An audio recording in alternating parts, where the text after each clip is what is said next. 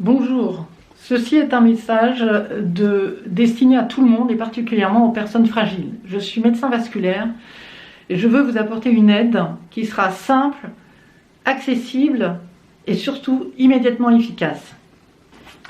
Petit rappel, notre circulation n'est pas aussi automatique et nous avons besoin de marcher et de respirer pour que notre sang remonte au cœur.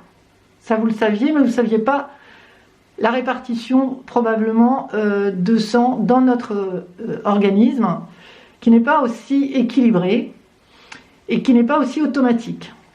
Comme vous le voyez, nous avons 80% de notre sang dans le territoire veineux qui ne contient donc pas d'oxygène, qui a déjà servi puisqu'il sort des tissus, et c'est à nous de le faire remonter lorsque nous nous déplaçons et lorsque nous respirons.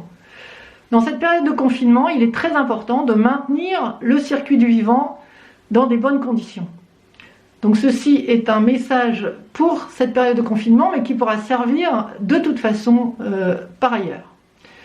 Donc, dans ce schéma, vous voyez que l'arrivée au niveau des tissus se fait automatiquement par le cœur, sans problème, on a tout le temps un peu de sang qui arrive. Mais si on en peut en ramener beaucoup plus parce qu'on remonte plus de volume, c'est ce qui arrive quand on marche mieux et qu'on respire mieux, eh ben on satisfait mieux les conditions du vivant ici.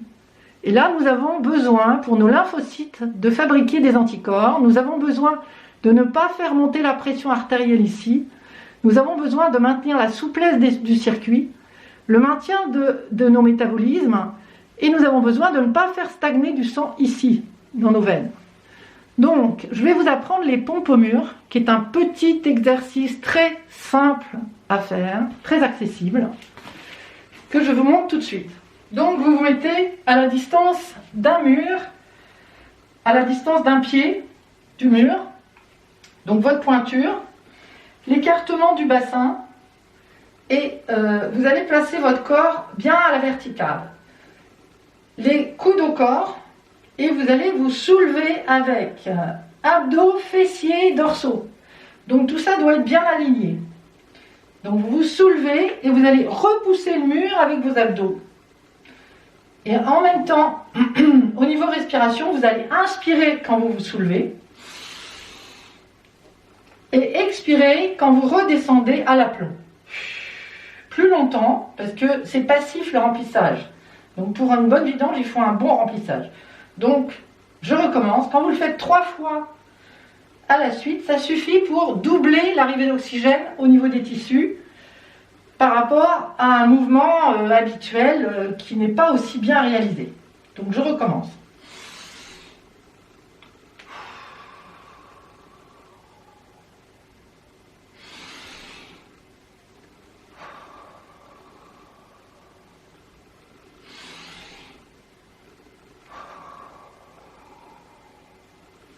Vous voyez, c'était pas très compliqué, c'est tout à fait accessible et l'effet est immédiat. S'il vous plaît, essayez, vous verrez, vous pourrez, quand vous trouvez, améliorer.